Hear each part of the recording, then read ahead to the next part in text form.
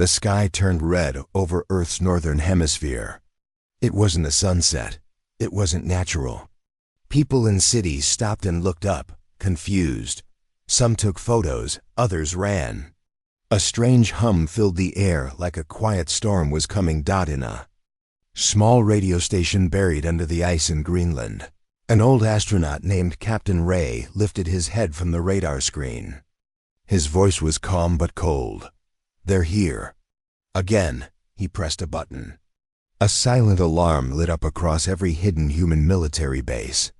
Earth's defense systems, long kept secret, woke from their sleep.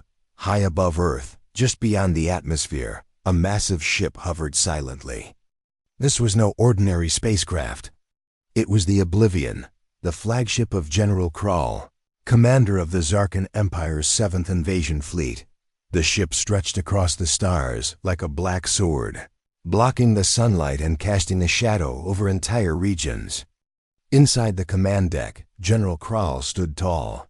His armor shimmered with silver lines, his face sharp like a blade. Cold green eyes scanned Earth with no emotion. He tapped the control panel with 2 fingers. Holograms appeared, showing Earth's military strength, cities, power grids, and satellite networks. "All weak," he said. His second in command, Commander Ver, nodded. "We'll break them within 12 hours, General." Krall didn't smile. He never did. He had conquered 17 worlds and 9 solar systems. Earth was supposed to be the 18th. A simple job. But something felt wrong. "Why is there no movement?" Krall asked. Ver blinked. "What do you mean, sir?" "Earth saw our arrival. No response, no panic, no launch codes, no threats." Krall looked again at the hologram. Silence. "It's not fear, it's planning." On Earth, inside a mountain bunker, a group of humans watched Krall's ship from their monitors. One of them, a woman in a black uniform, leaned toward the screen. "He's waiting for something," she said. Another man beside her, wearing glasses and holding a small remote, chuckled softly. "He thinks Earth is still the same planet he read about in old alien records." He pressed a button. Somewhere in orbit, a tiny satellite blinked. Then, silence. Until it happened. A small, dark human ship drifted through space. It looked broken, abandoned. Smoke leaked from one side. It floated close to the edge of the alien fleet. Inside the Oblivion, alarms rang. "Unknown object approaching," an officer shouted. "It's too small to be a threat," Ver said. "Destroy it," Krall ordered. A laser fired. The human ship didn't move, but it didn't need to. It exploded, not just a blast of pulse. Blue energy spread across the alien fleet. Screens flickered. Shields dropped, communications jammed. EMP bomb. An officer screamed. "Direct hit on our lower shields." Krall didn't move. His face remained still. "That was not random," he said quietly. "That was a test." Back on Earth, the woman in black smiled. "He took the bait," she said. The man with glasses nodded. "Let's send him a message." He turned a dial. Across space, into the alien ship, a human signal broke through the static. It was a voice. Calm, confident, human. "We knew you'd come. We've been waiting." The words echoed through the alien bridge. Krall clenched his fists. "Track the signal." "It's bouncing across multiple satellites," Ver said. "Can't locate the origin." "They hacked our systems," one officer muttered. In seconds, Krall turned away from the screen. "Prepare ground invasion units." "But sir," Ver said. "Our sensors are still recovering," Krall growled. "Do it. Now." On Earth, something else was waking. Under ancient ruins. In Egypt, deep inside the Amazon rainforest, beneath deserts and oceans, human weapons, long hidden, activated. These were not missiles or tanks. These were adaptive war drones, human AI hybrids, cloaked until the right moment. Krall's invasion had triggered their protocols. In space, alien pods launched from the Oblivion, heading toward Earth. Thousands of them, each carrying battle-ready alien troops. But as they entered the atmosphere, things went wrong. A solar flare appeared out of nowhere. Artificial. Controlled. It disabled half the pods. Unknown atmospheric interference. An alien pilot screamed out another pod was pulled down by a false gravity signal. It crashed into the ocean. We're being played. Ver shouted. Kral watched in silence. His mind raced. Who taught them this technology? Meanwhile, in a remote Earth lab, a group of young humans sat around computers. One of them, a teenager named Zara, smiled proudly. We just rerouted their navigation systems, she said. They're walking into their own trap, a bearded man clapped. Nice work, kid. That's 2 fleets disabled. Zara looked at a blinking light on her screen. 3, actually, she whispered. Back in space, the alien officers were panicking. This isn't possible, Ver said. Humans shouldn't have this level of tech. Kral finally sat down in his command chair. His claws tapped the armrest slowly. They didn't develop it alone, he muttered. Ver turned. What do you mean? Someone taught them, Kral said. Someone with knowledge of us, our tactics, our systems. He stood up again. And now they're using it against us. Down on Earth, in a quiet control room, an old man in a wheelchair listened to radio waves. He turned to a young soldier and said, He's remembering. Good. The soldier asked, What happens now? The old man whispered, Now. We remind him why he should have stayed away. In the alien ship, power flickered. A strange message appeared on all their screens. Red letters in an Earth language. Round 2 begins now. Then everything shut off for 3 seconds. In war, 3 seconds is a lifetime. Kral's voice broke the silence. Send out the Ravagers. The elite units? Ver asked. Yes. Let them see who we really are. On Earth, human commanders watched the new wave of alien ships approaching. Faster. Heavily armored. The woman in black said. Let them come. She opened a steel case. Inside was a small remote. 1 button. 1 word on it. Unleash. She pressed it. From the ocean, massive machines rose. They looked like whales made of steel. From the mountains, robotic creatures ran like wolves. From the skies, silent drones shaped like birds swarmed forward. Earth had turned itself into a living battlefield. The first Ravager ship entered Earth's airspace and exploded, followed by the second, and the third. No missiles. No visible weapons. The air itself had turned against them. Inside the oblivion, silence took over.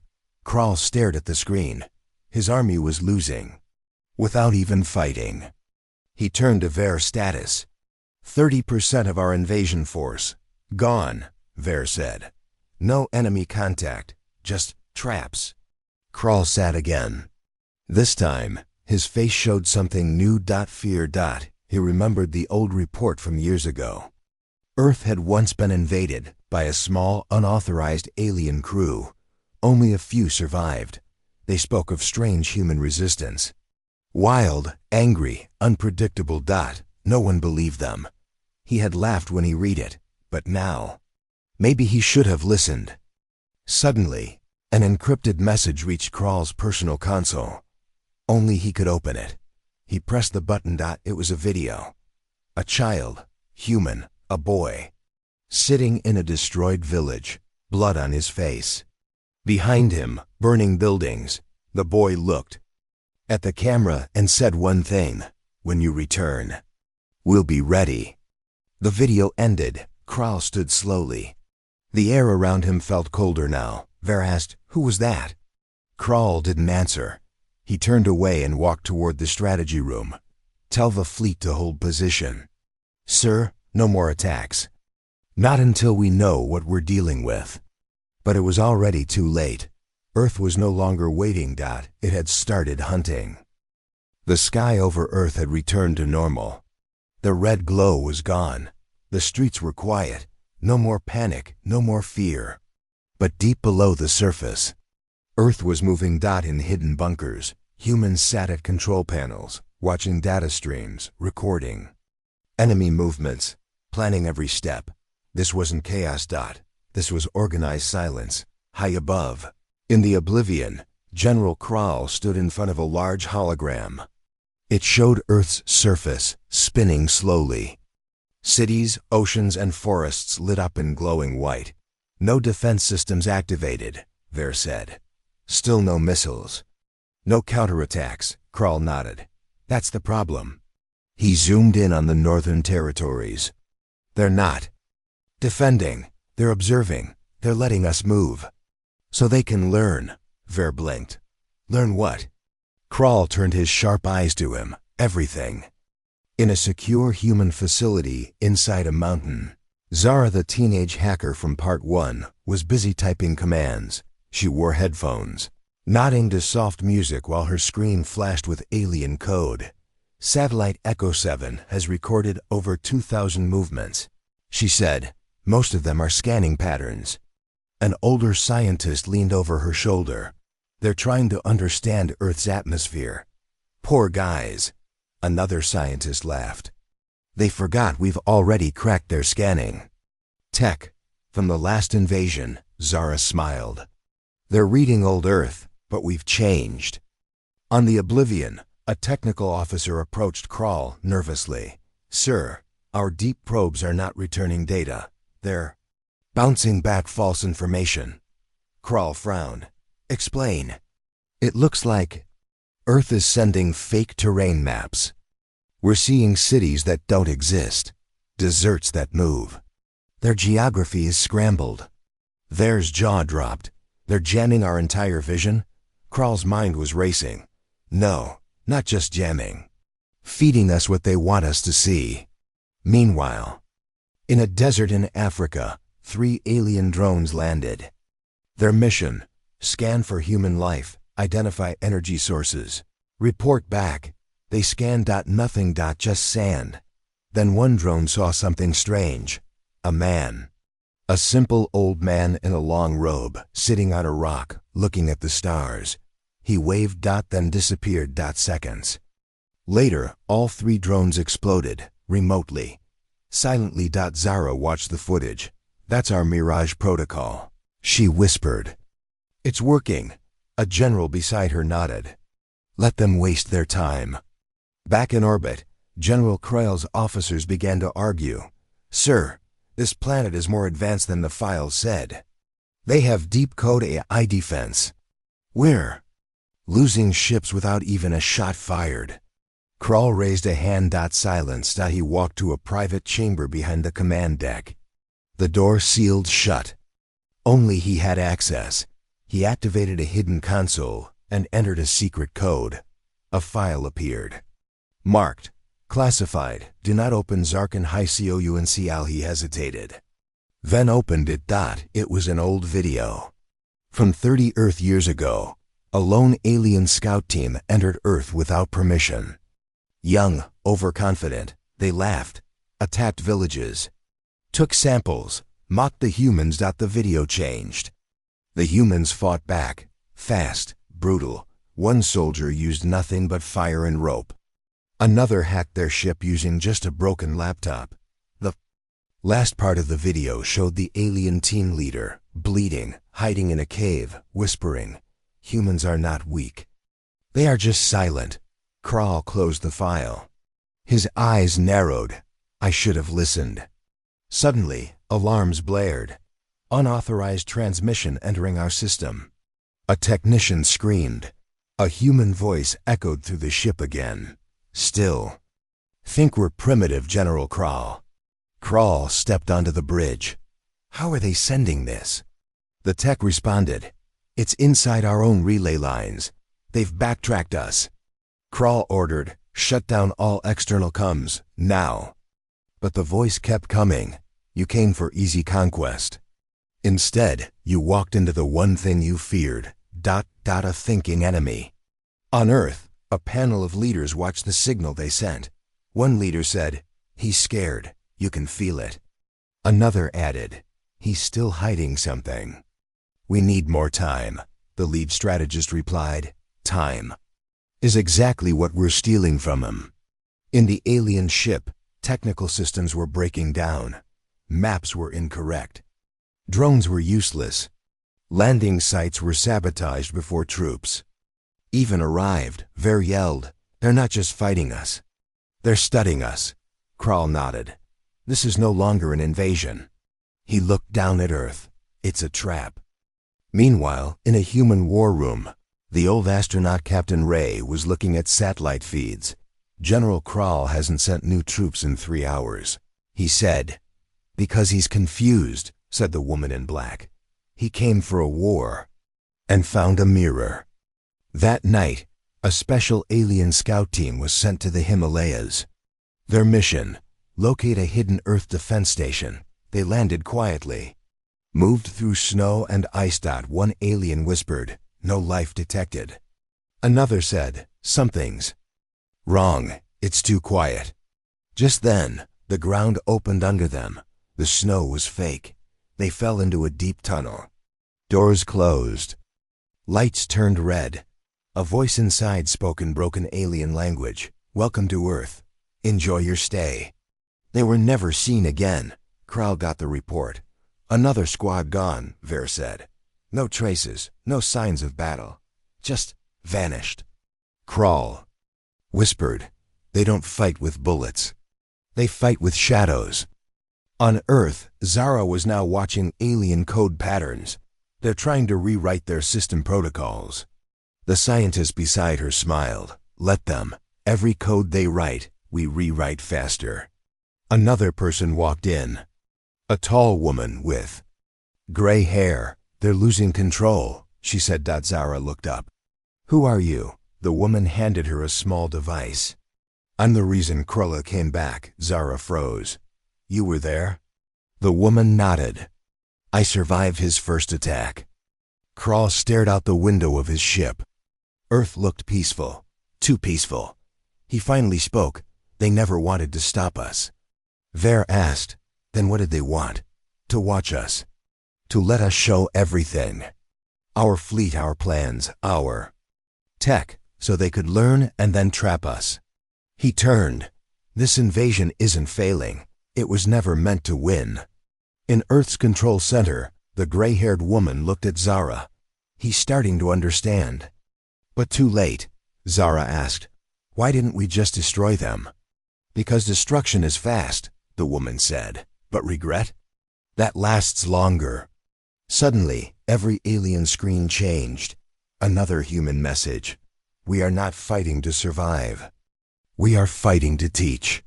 Then, a human child's voice spoke, "And your lesson begins now."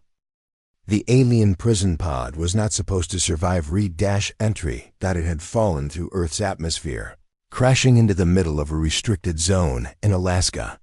The area was frozen, stormy, and unmarked on any global map. Satellites didn't track it. Cameras didn't catch it. But the humans knew. They were already there, waiting. The pod door hissed as it opened. Inside was a single figure, wounded, chained, unarmed. A Zarkan soldier, one of General Krall's own. The prisoner looked up at the human soldiers surrounding him. His skin was blue and pale.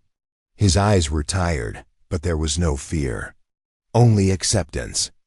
Human commander stepped forward and pointed a scanner at him. "No life signs detected in your ship," the commander said.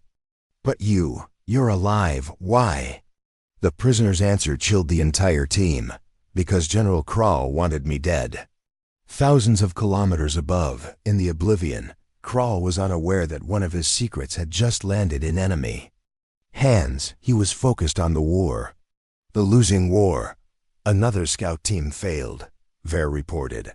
The jungle patrol disappeared. No signs left behind. Krall paced in silence. He knew Earth wasn't just defending.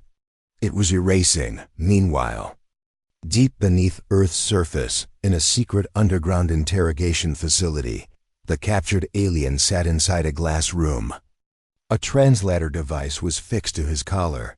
Zara stood outside the room with two Earth defense generals. "That alien is different," she said. One general replied. "He's not part of any recent landing squads.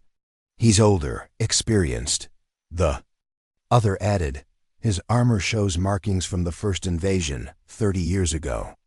Zara looked through the glass. No alien survived that first attack, except him. The alien lifted his head and spoke clearly. I warned him. He didn't listen. They began the interrogation. The alien didn't resist. He answered every question. Name, Solaran rank, former high tactician of Fleet 7, mission, none, escaped execution. Zara leaned forward. Why did Kral want you dead? Solaran looked directly at her. Because I told the truth. On the Oblivion, General Kral received a private message from one of his officers. Sir, we've lost contact with Pod 73. Kral froze. That pod was supposed to be destroyed in flight. Ver looked confused. Why send a prison pod during battle? Kral didn't answer. He turned and walked to his private chamber. He opened a locked file on his console, one he thought he'd never have to read again. Inside was a report. Subject: Solaran. Charges: treason. Sentence: death by atmosphere burn.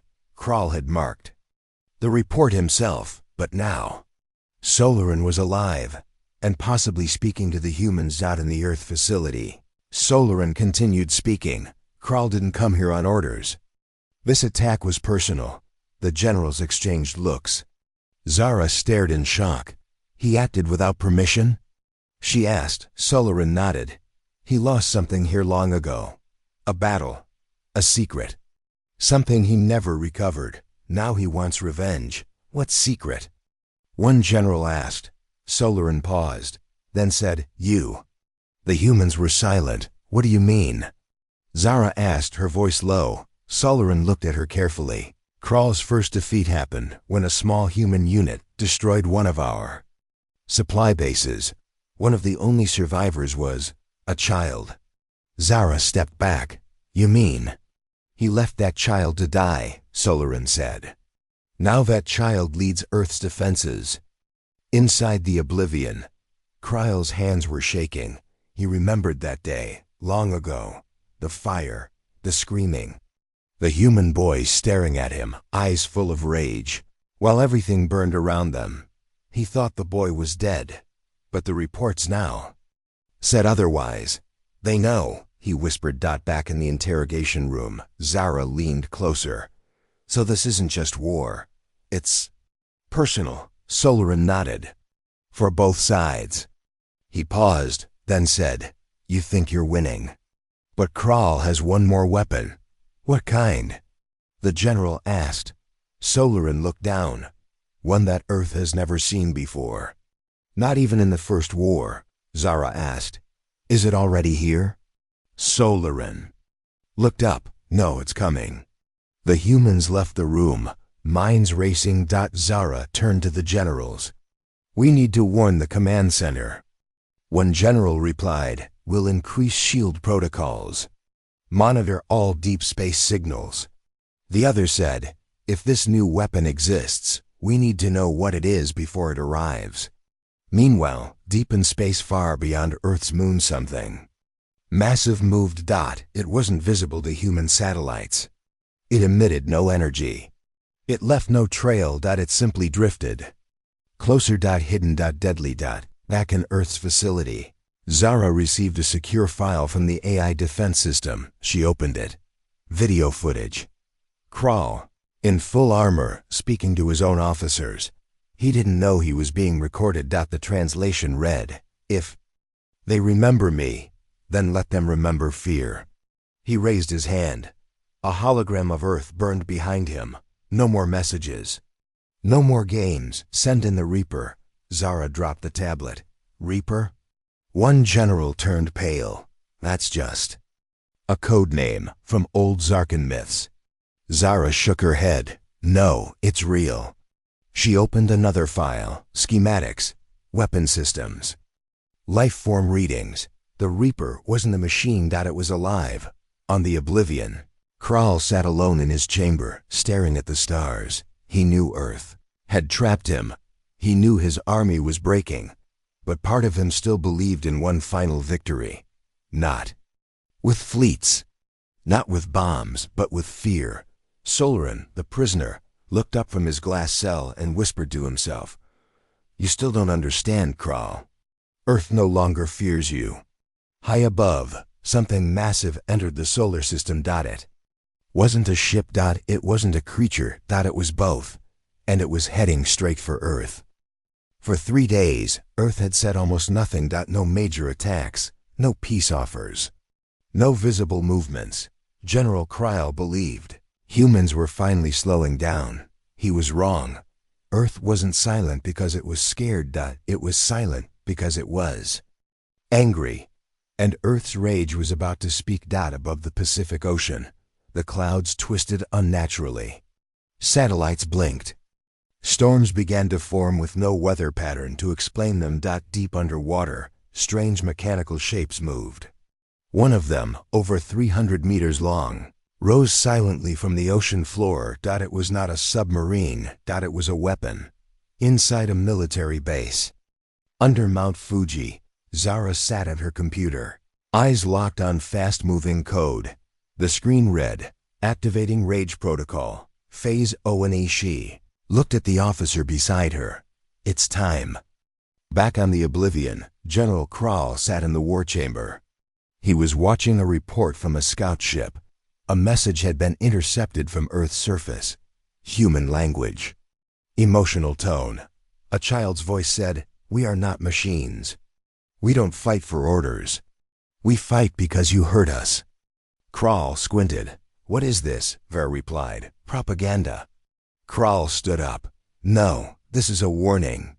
At that moment, Earth's retaliation began. In South America, a jungle lit up in red. A fleet of cloaked alien tanks was destroyed by invisible drones using acoustic weapons. No bullets, no sound. Just pressure waves. In space, a stealth human satellite hacked into the alien fleet's system. It didn't destroy them. It made their ships play Earth's emergency broadcasts on loop. "Attack incoming. Seek shelter. Stay calm. Fight back." It played over and over. The alien soldiers began to break. They didn't understand the voices, but they felt the fear in them. They heard children crying, sirens wailing, explosions, chaos. Memories from Earth's past. Used as a weapon, Kral stormed into the command center. "Silence those broadcasts." "We can't," an officer cried. "The signals are coming from our own comms. They've rewritten the code." Kral stared at the screens. "How?" Then came the real shock. A voice came over their internal channel. But it wasn't a human. This time, it was one of their own, the prisoner. Solarin. His voice echoed through the Oblivion's halls. "He betrayed us all. I told you, Earth is not like other worlds." Ver screamed, "Cut the transmission." Kral's eyes widened. Too late. In Earth's control hub, Zara sat watching chaos unfold inside the enemy fleet. "Time for Phase 2, she said. She pulled out a small remote, just one button. A single word above it. Aneli as she pressed it. Across Earth, old technology powered. Up. Some were machines built by humans in secret. Others were rebuilt from alien wreckage left during the first invasion. Earth had taken alien tools and reshaped them into weapons driven by emotion, not just code. In Europe, a city once attacked in the First War now glowed with strange lights. Buildings opened like armor. Turrets rose from underground. Civilians moved into shelters, built inside old churches and schools. But there were no screams, only focus. In a forest near Canada, an alien patrol saw a young girl standing alone on the road.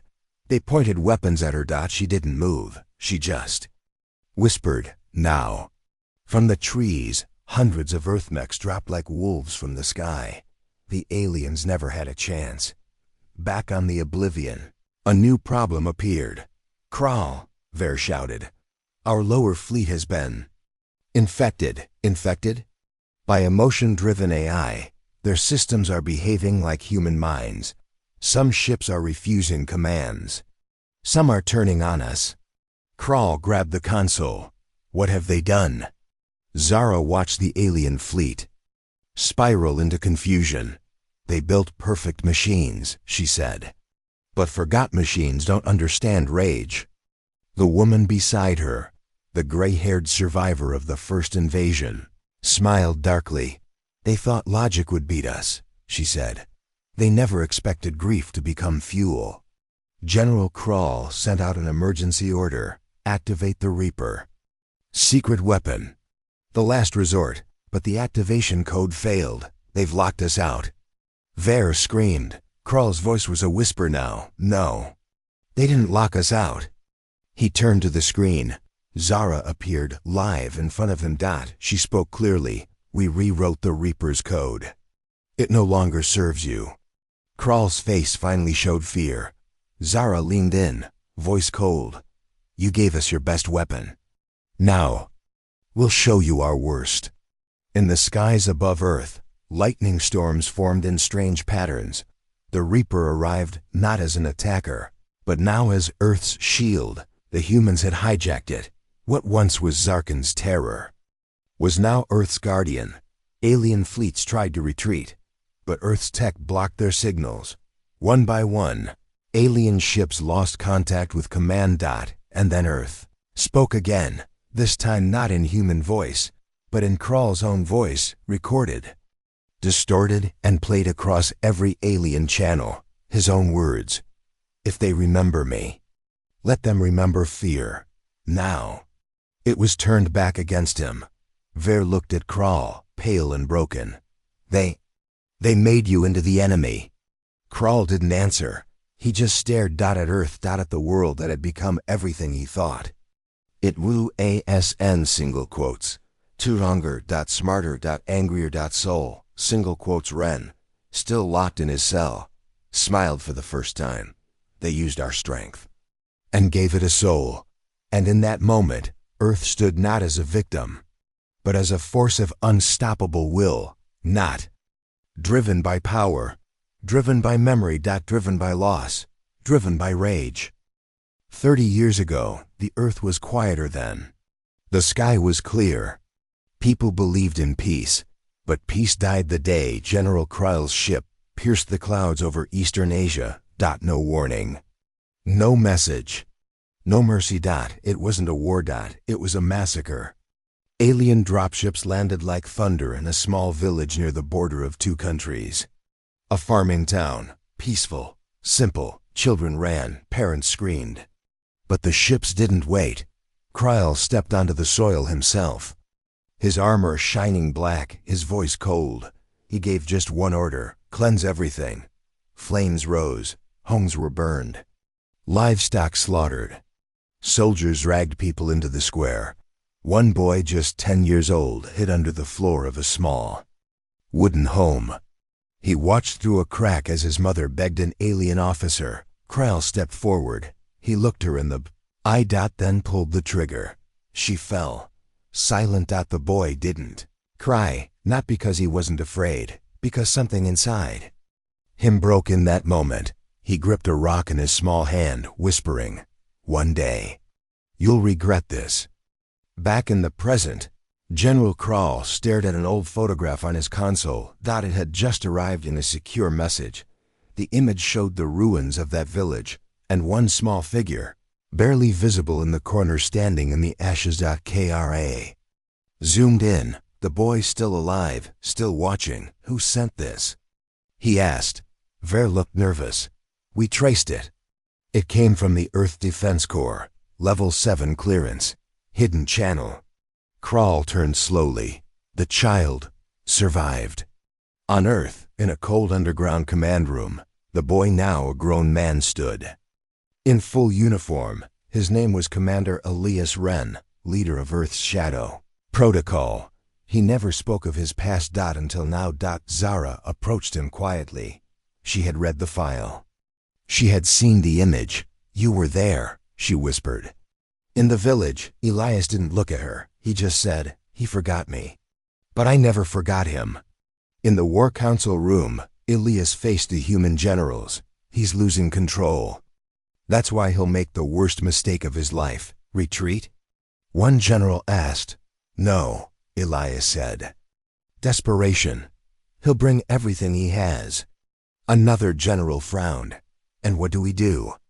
Elias looked down, then said, we remind him what regret feels like.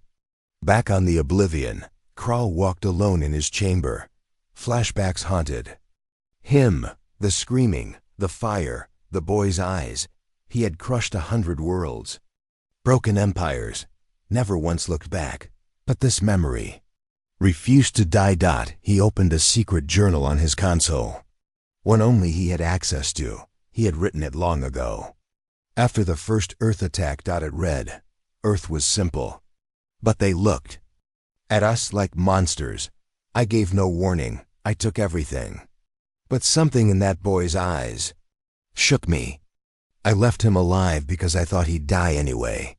Maybe that was my first mistake. Krall stood and stared out the window at Earth. He whispered to himself, I didn't just leave a survivor. I created a commander.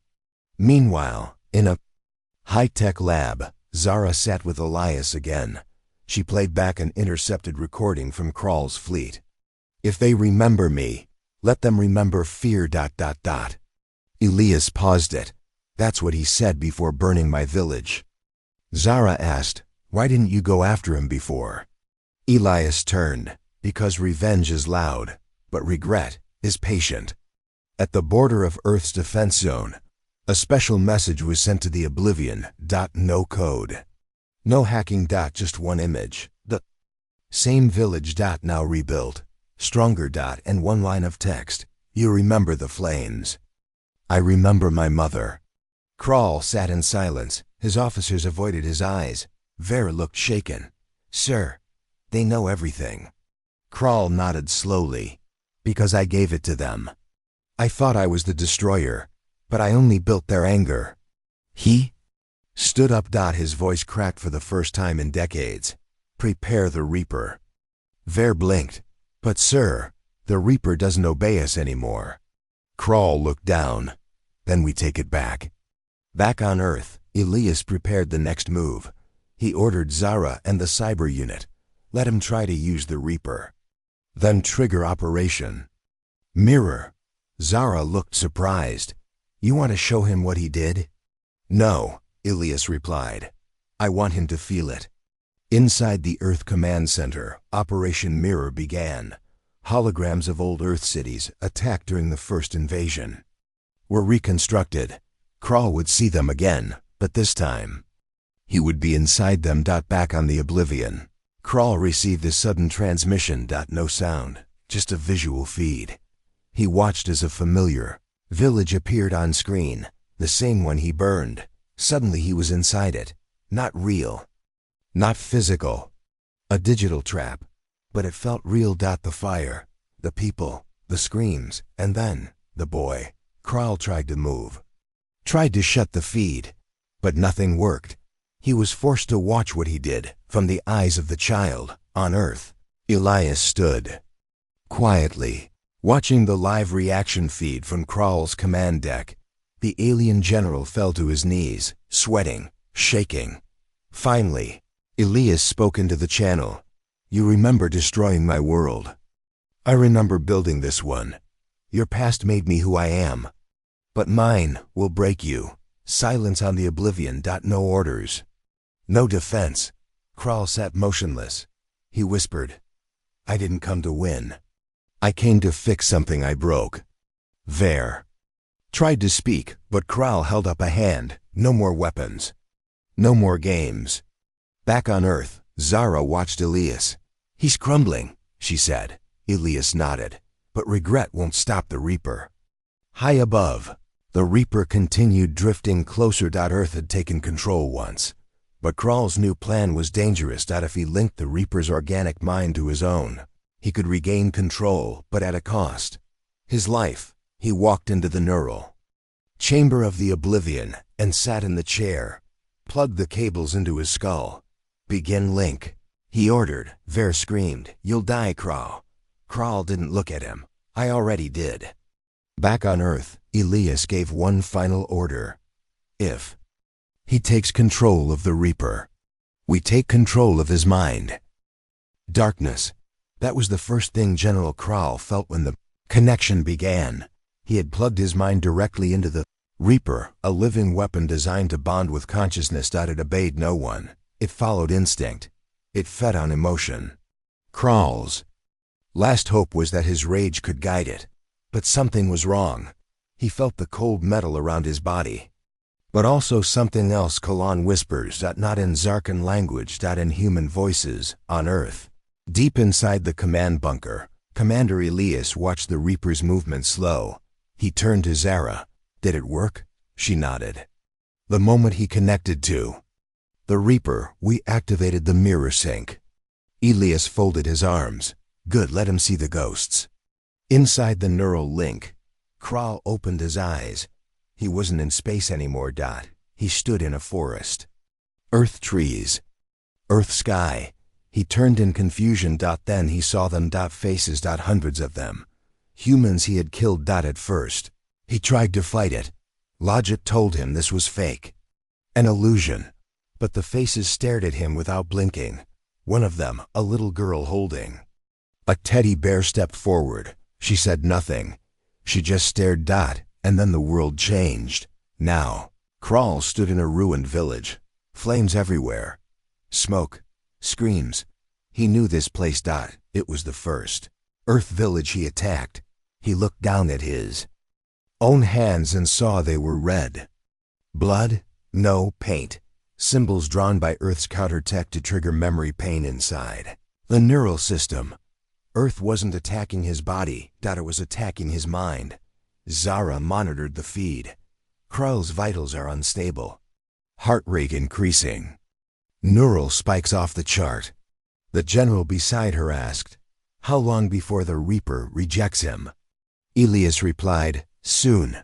But first, we show him what fear really looks like." Inside the illusion, Kral tried to speak. "I am General Kral, this is not real." But the ghosts did not care. They walked in silence, one by one. Hundreds. Thousands. Each one someone he had forgotten. Now, none would forget him. Suddenly the scene changed again. Now he was on the bridge of his own ship, but everyone was human. They spoke to him in soft voices. "You came here as a god," one woman said. "But you die here as a ghost." Then her face melted into that of the boy, Elias Wren. Kral screamed. In space, the Reaper flinched. Its black surface pulsed red. It began to move erratically. On Earth, Zara shouted, "He's losing control. The Reaper is going unstable." Elias stepped forward. Engage Phase 2, hot loop. Inside the illusion, Kral ran. But there was no escape. The Reaper's connection was now fully under Earth's control. It projected memory-based hallucinations into his mind, mixing real past events with imagined horrors. He saw his mother, his soldiers, his own younger self begging him to stop. He tried to pull the neural cables out of his skull, but they were gone. The wires were now roots, growing into his spine. Back on the Oblivion, alarms blared.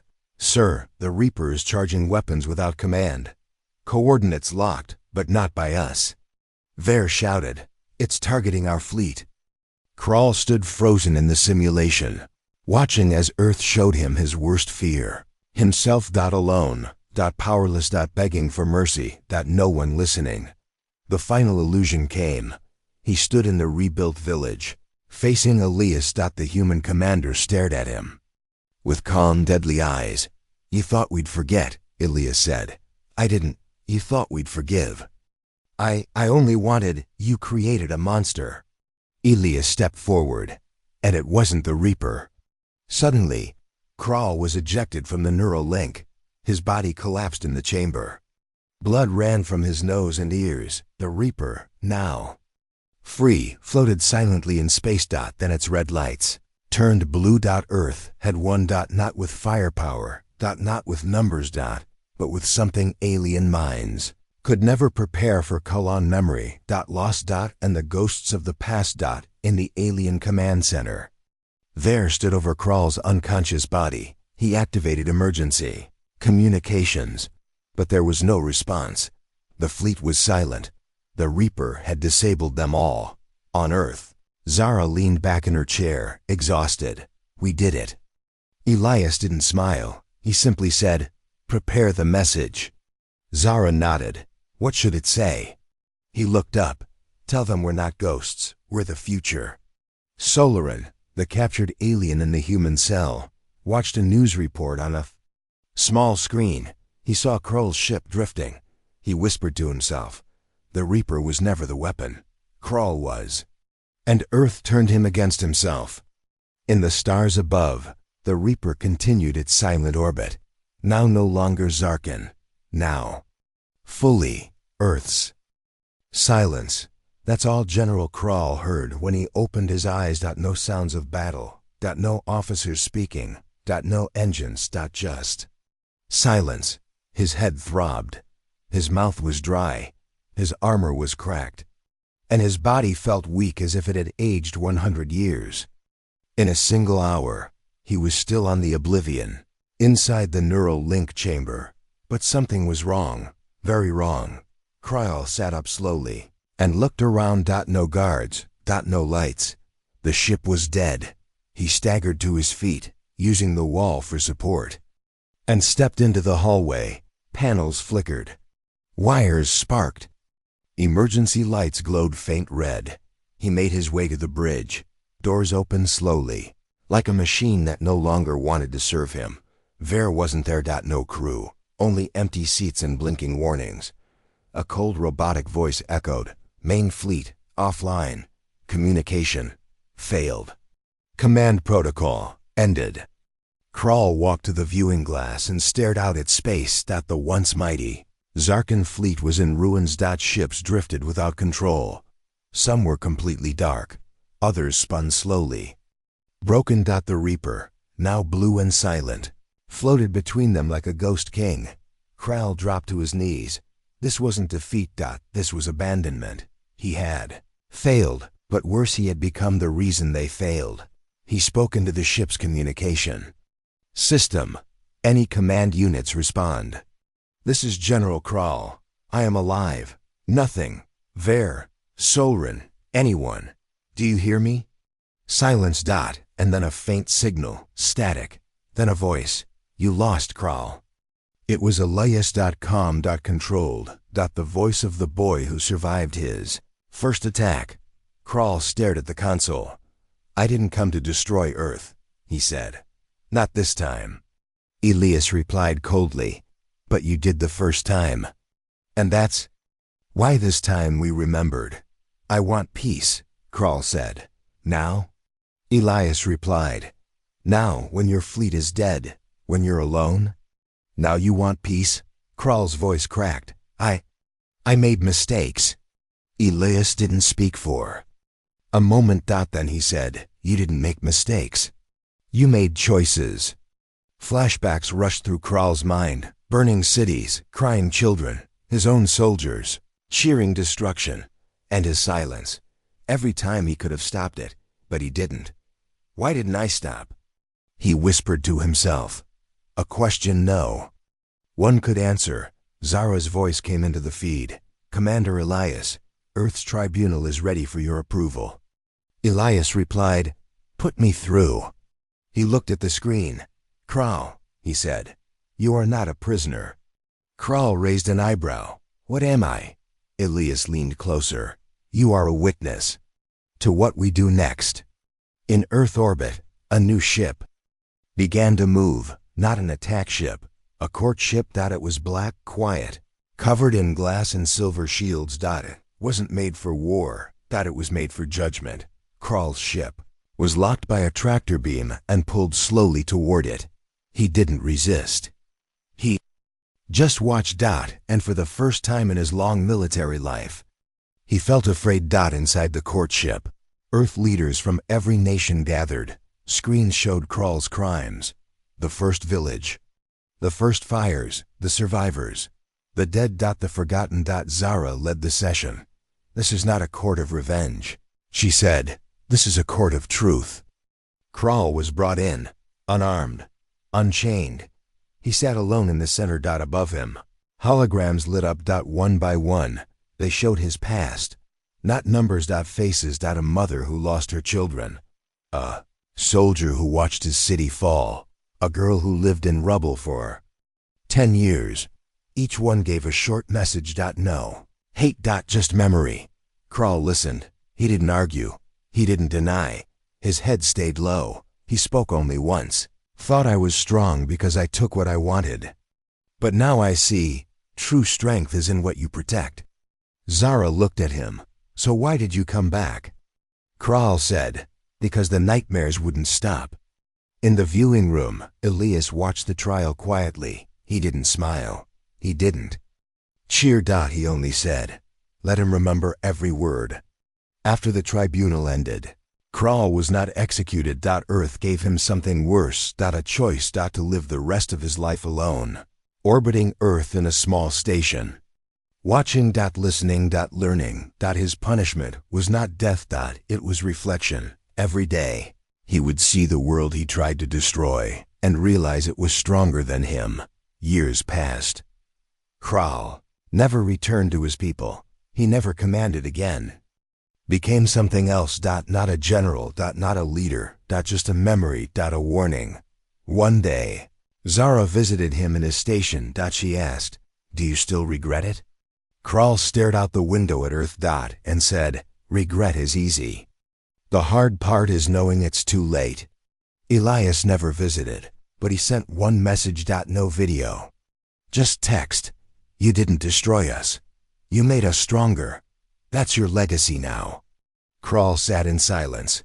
He closed his eyes and let the ghosts return, not to haunt him, but to remind him he could never take back what he did. 3 years later, Earth had changed, not in size, not in weapons. But in mindset. After the war, the humans didn't celebrate with fireworks. They rebuilt quietly, patiently. And they watched the stars not with fear, but with purpose. They were survivors now, but survival came at a price. On the edge of Earth's orbit, the lonely station still floated. Inside sat General Kral. No longer a general. No longer a threat.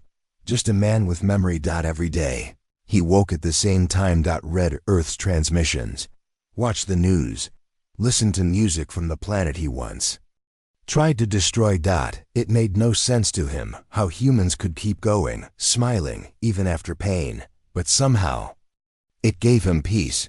He wasn't alone on the station anymore. There was someone else now. Soul single quotes Ren. Once his advisor, now just another survivor. The humans had released her under one condition. She would never return to Zarkan space. Like Crawl, she had to watch and learn. One morning, a transmission arrived. Zara appeared on screen. Her face was older now, but sharp. Crawl, Solarin, the Earth Council requests your presence. Crawl raised his head slowly. For what? Zara smiled softly. To see something we built. Something you helped us understand without meaning to. A transport ship arrived 2 hours later. No guards. No weapons. Just trust. That was the new Earth. They brought Crawl and Solarin to a tall, quiet facility. It wasn't a lab or a prison. It was a museum. The sign outside read, the Memory Vault, in memory of what we lost, in respect for what we learned. Inside, there were no weapons on display. Only stories, pictures of cities that burned, names of people who died, voices that once screamed and now lived in digital memory. A soft voice spoke through the halls. This is not a place of shame. This is a place of truth. At the center of the museum stood a tall statue. It showed a human and a Zarkan, standing back to back, not as enemies. Not as friends. As witnesses. Zara stood beside the statue. She looked at Crawl. We used to fight to forget, she said.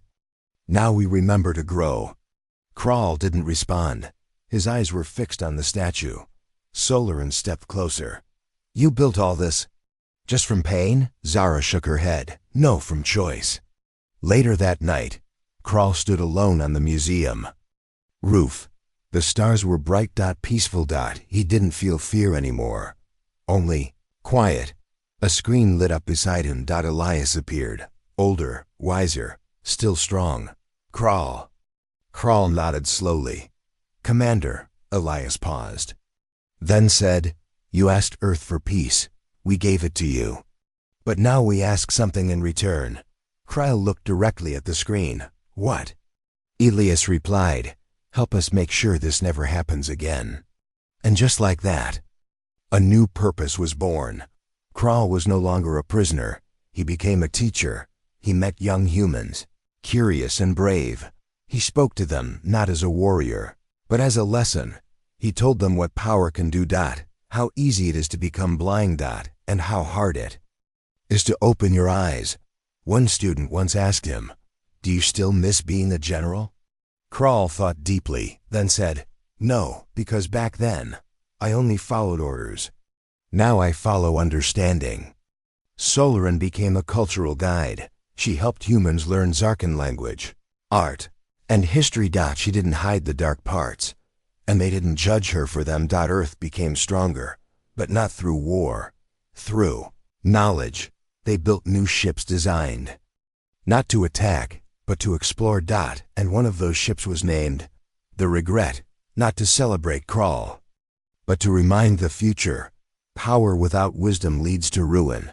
Before Crawl passed away years later, he recorded one final message. It was short, honest. "I came to Earth to conquer. But Earth conquered something deeper, my pride. I can't fix what I did, but if you're hearing this, please, don't forget. The real enemy isn't a planet, it's the choice to stop feeling."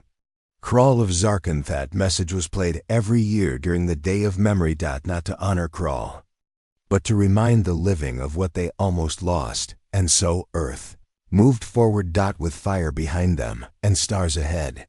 The price of survival was heavy. But they carried it with purpose, because they had learned the most powerful truth of all. Sometimes the greatest strength is to remember.